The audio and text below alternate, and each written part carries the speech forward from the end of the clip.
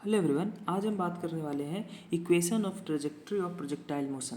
कई बार क्या होता है, जेई और नीट के अंदर हमें ऐसे क्वेश्चंस मिल जाते हैं जहाँ पे हमें इक्वेशन दे रखा होता है और उस इक्वेशन को देखकर हमें प्रोजेक्टाइल का रेंज, मैक्सिमम हाइट, ये सारी चीज़ें बतानी होती हैं। तो चलिए बिना किसी टाइम वेस्ट के स्टार्ट करते हैं।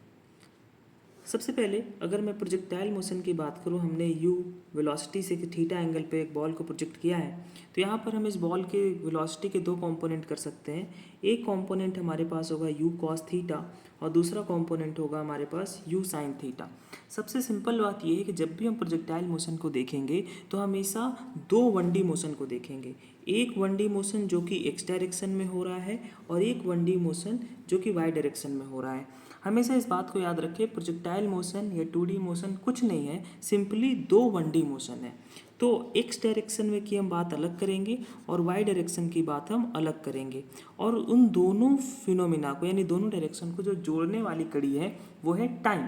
यानी जितने टाइम में यू साइन थीटा वाला वेलोसिटी, जो इसे यू साइन थीटा वाली वेलोसिटी है, जितने टाइम में यू साइन थीटा वेलोसिटी से ऊपर से नीचे लेके आएगी उतने टाइम में ही यू कॉस थीटा वाली वेलोसिटी उसे यहाँ से यहाँ भेजेगी।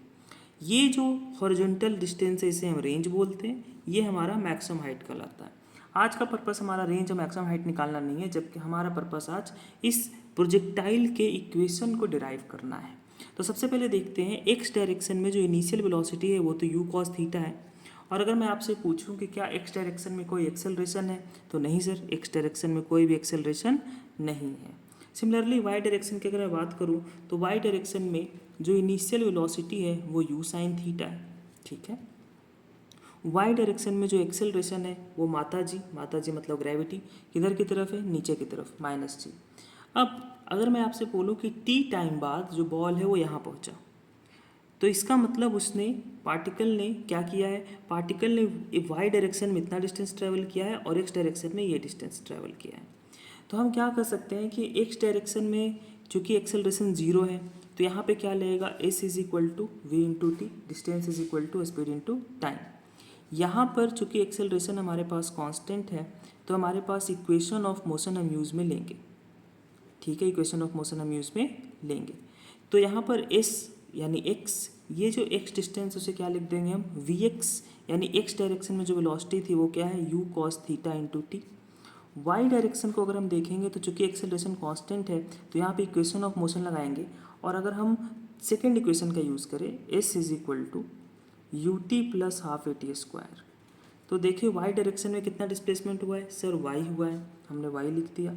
वाई डायरेक्शन में इनिशियल वेलोसिटी कितनी थी, you sine theta into T, minus क्यों आया, क्योंकि हमारे पास जो एक्सेलरेशन है वो माइनस जी है।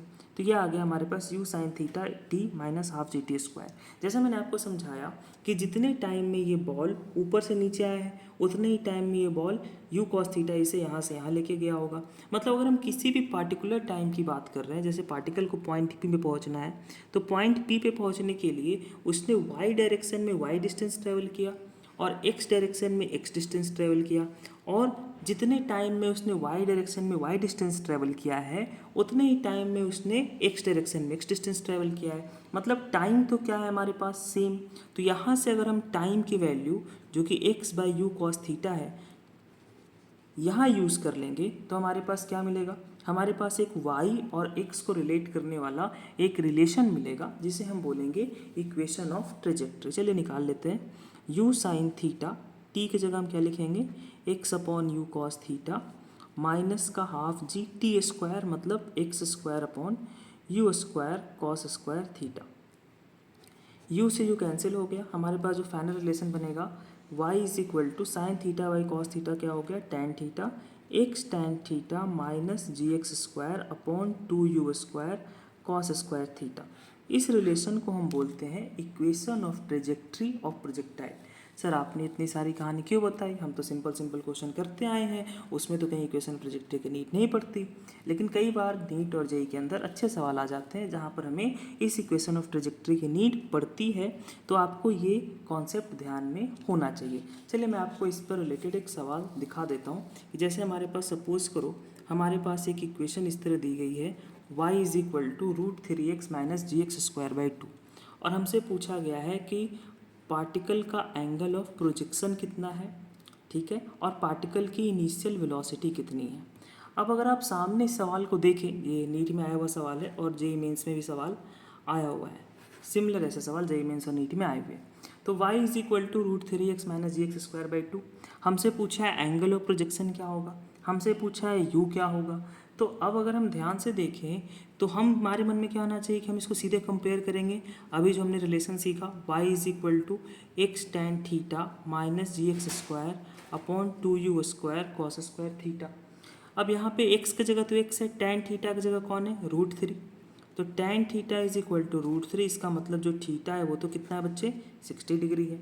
यहाँ पर देखो हम यहाँ पे कंपेयर करें जी एक्स स्क्वायर की जगह तो जी एक्स स्क्वायर है, but 2u square cos square theta की जगह 2 है। तो 2u स्क्वायर कॉस 60 कितना होता है बच्चे हमारे पास, सर कॉस 60 क्या होता है, हम डाल देंगे यहाँ पे cos square 60 is equal to 2, और यहाँ से बड़ी आसानी से आप u निकाल लेंगे और u की वैल्यू आप नीचे निकाल के कमेंट सेक्शन में बताएंगे। आई होप आपको ये 5 मिनट का कॉन्सेप्ट समझ में आया होगा।